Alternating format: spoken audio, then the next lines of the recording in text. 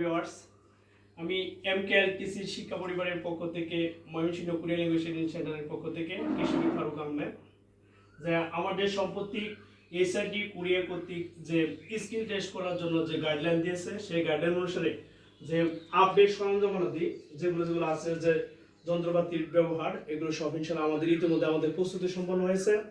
আমি আবারও বলছি যে আমি কৃষিবিদ ফারুক আহমেদ, সিনিয়র প্রশিক্ষক এমকেএলটিসি শম্ভুগঞ্জ ময়মনসিংহ।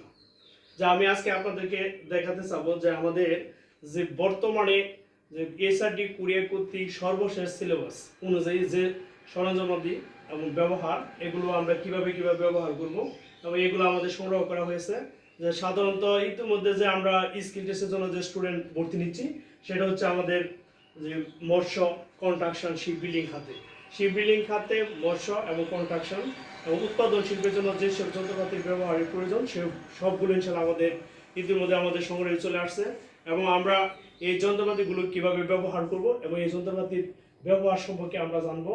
এবং ইতিমধ্যে যে আমরা আমাদের কোর্স কারিকুলাম সম্পর্কে বলছি যে আমাদের কোর্স কারিকুলাম হলো যে কোরিয়ান ভাষার ভাইভা। এটা খুব একটা গুরুত্বপূর্ণ। অনেকে আছে নিজেরা ভাষা শিখে এবং অনেক প্রতিষ্ঠান থেকে নিজেরা ভাষা শিখে বা নিজে ভাষা শিখে তারা ওই রকম ভালো একটা ইউবিটিতে একটা ভালো স্কোর করেছে, কিন্তু তারা যে কোরিয়ান ভাষা ওই রকম কথা বলার দক্ষতা বা লিখার দক্ষতা নাই।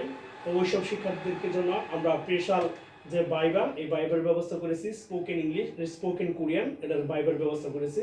এবং এই জন্য যে আমাদের যে ভাইবার জন্য যে আমাদের সর্বশেষ সিলেবাস অনুযায়ী যে আমাদের বইটা রয়েছে ইনশাআল্লাহ এটা ইতিমধ্যে যে পরীক্ষাগুলো আমরা ঈদের মধ্যে যে বেসগুলো আমাদের চলে গেছে এই বেসে সকল স্টুডেন্টরা ইনশাআল্লাহ অনেক ভালো করেছে। আমাদের প্রতিষ্ঠান থেকে যে এমকেএলটিসি থেকে আমাদের যে বাংলাদেশের তৃতীয় স্থান অধিকার করেছে অনেক শিক্ষার্থী, 92%, 96% মার্ক ইনশাআল্লাহ আমরা স্কিল টেস্টে সংগ্রহ করেছি। এ পর্যন্ত আমাদের স্টুডেন্টরা পেয়েছে।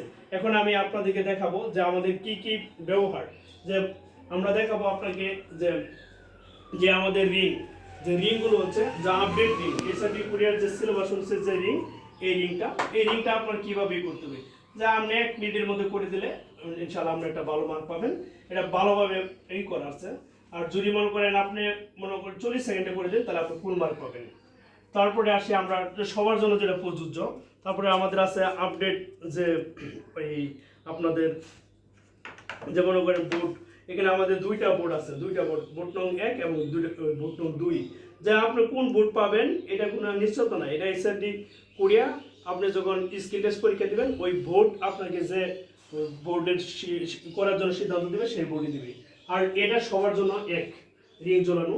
তারপরে আসছেন আমাদের যে ম্যানুফ্যাকচারিংয়ে আমরা যারা অ্যাপ্লিকেশন করেছি, ম্যানুফ্যাকচারিংয়ের জন্য আমাদের যে অ্যাসেম্বলি আর আপনাদের মেসুর পরিমাপ এবং এই পরিমাপের জন্য আমাদের যে যন্ত্রপাতির প্রয়োজন, এই যে পরিমাপের জন্য মনে করেন আমরা পরিমাপ করার জন্য আমাদের যে সরঞ্জামাদি আছে এগুলো আমরা সংগ্রহ করেছি।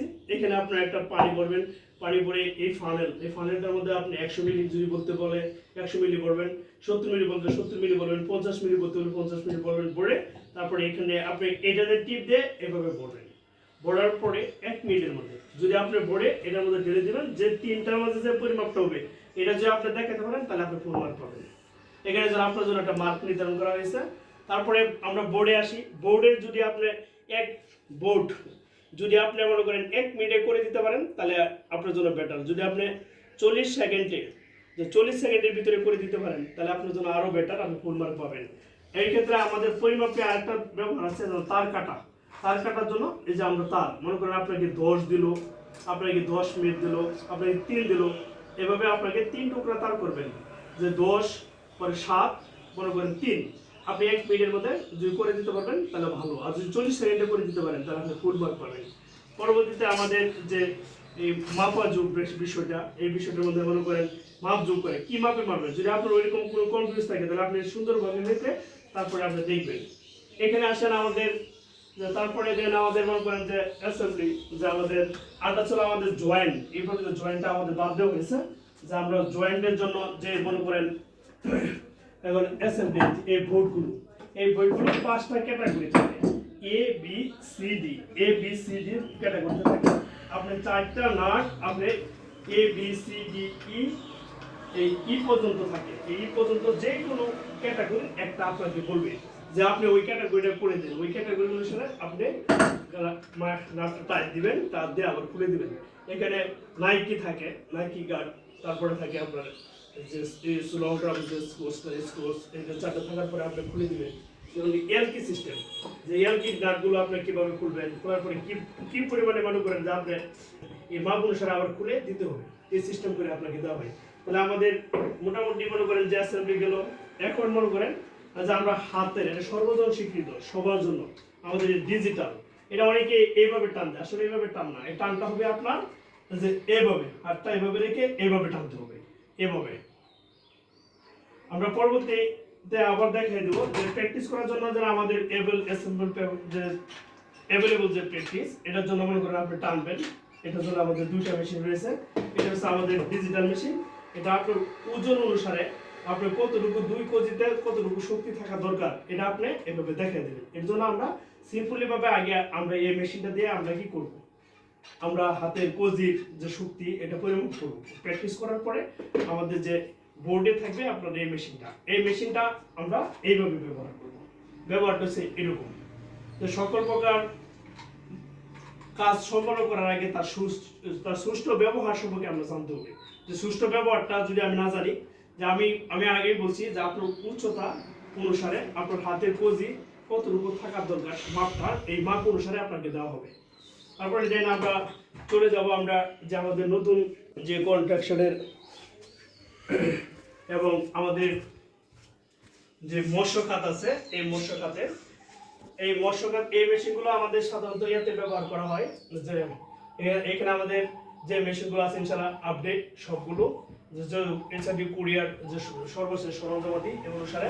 এবার আমরা চলে যাব মৎস্যজনের জন্য মালামাল পরিবহনের জন্য এই যে দেখেন আরমানার ট্রলি, এক চাকার ট্রলি। আপনি যে জিনিসপত্র মানে ফিড মৎস্যের খাবারের জন্য খাবার দিবেন, মানে এটি কিভাবে আপনি কম সময় কতটুকু সময়ের মাধ্যমে আপনি এটা গেলে ওই জায়গা মতো আপনি পৌঁছাবেন। খুব দ্রুত গতিতে করতে হবে। কুরিয়াররা সাধারণত দ্রুত গতি পছন্দ, তারা দ্রুত গতিতে পাল্লি দ্রুত কাজ করতে পছন্দ করে এটা।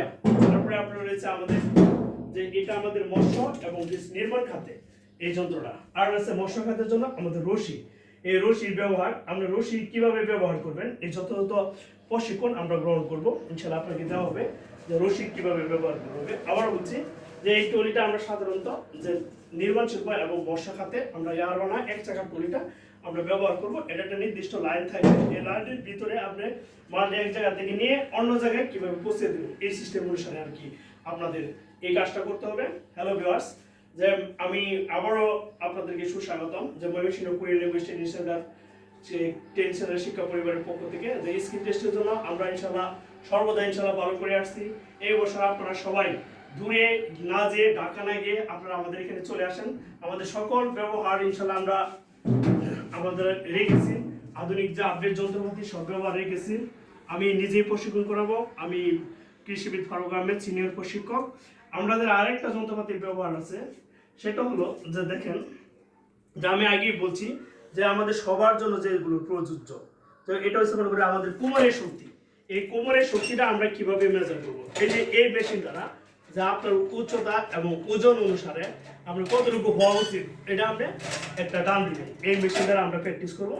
ওইখানে আপনারা ডিজিটাল পাবেন, আমাদের ডিজিটালের সুব্যবস্থা আছে, কিন্তু আমরা সাধারণত প্র্যাকটিস করার জন্য আমরা এই যন্ত্রটা পেয়েছি।